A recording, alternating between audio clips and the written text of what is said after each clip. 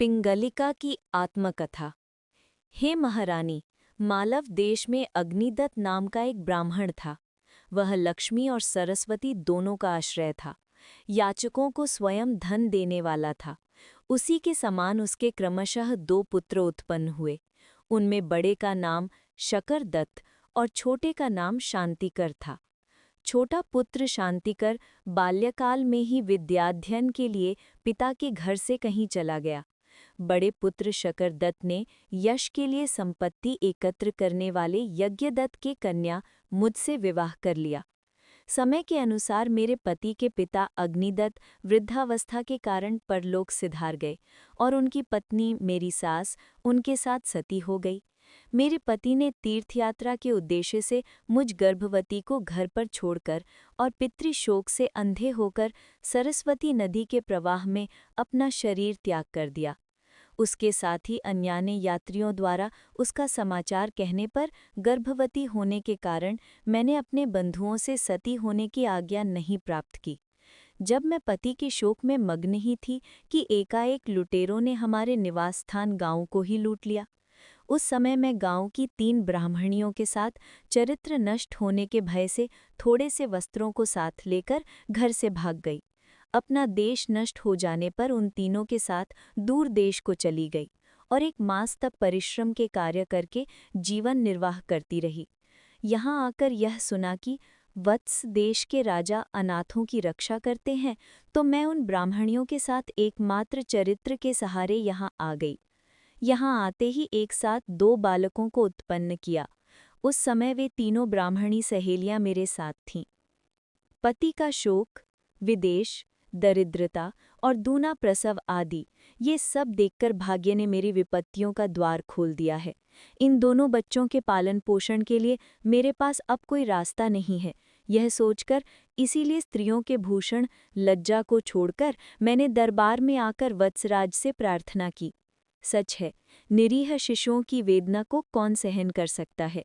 उन्हीं की आज्ञा से मैंने तुम्हारे चरणों में स्थान पाया है। फलतः मेरी सारी विपत्तियां मानो राजद्वार से टकराकर पीछे लौट गईं। यह मेरा वृत्तांत है। मेरा नाम पिंगलिका है। बालकपन से अग्निहोत्र के धूम से मेरी आंखें पीली हो गईं, इसीलिए मेरा नाम पिंगलिका हुआ।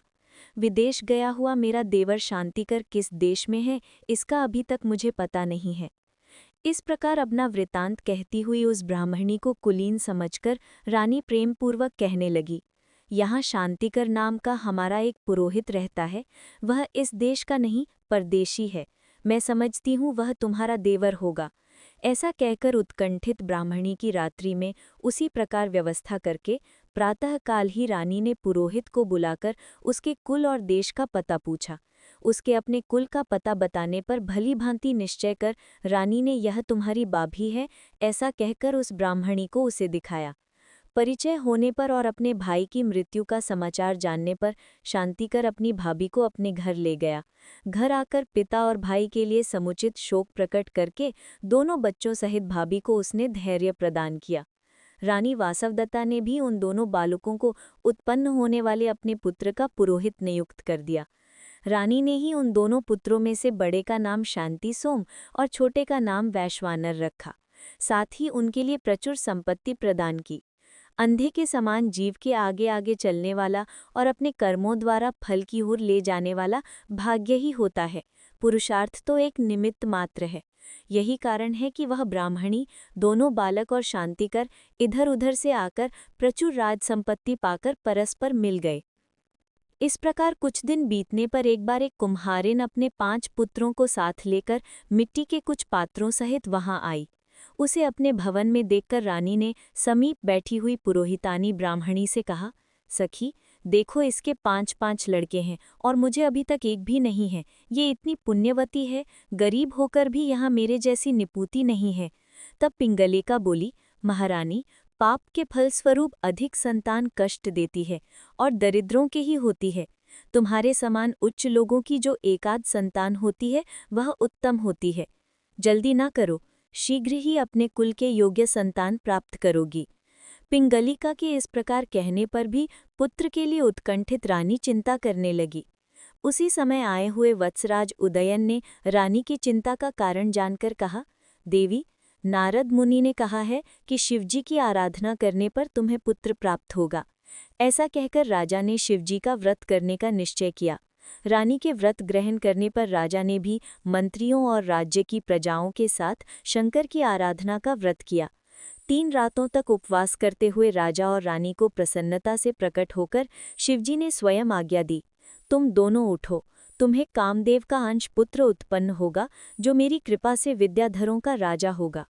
स्वप्न में ऐसा वरदान देकर शिवजी के अंतर्धान हो जाने पर प्रातःकाल उठकर वर को पाए हुए राजा और रानी ने हार्दिक आनंद का अनुभव किया। तदनंतर उठकर राजा ने मंत्रियों तथा प्रजाओं को देखे हुए स्वप्न के समाचार रूपी अमृत रस से तृप्त कर दिया और उन दोनों ने अपने बंधु बांधवों और सेवकों के साथ उत्सव मनाते हुए व्रत का पारण किया। और कुछ दिन के बीतने पर स्वप्न में रानी वासवदत्ता को किसी जटाधारी पुरुष ने आकर फल प्रदान किया। रानी के द्वारा उस स्वप्न का वृतांत जानकर राजा अत्यंत प्रसन्न हुआ और मंत्रियों ने उसे बधाइयां दी।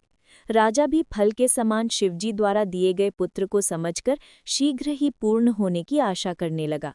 नरवाहन दत्त जनन नामक लंबक का प्रथम तरंग समाप्त।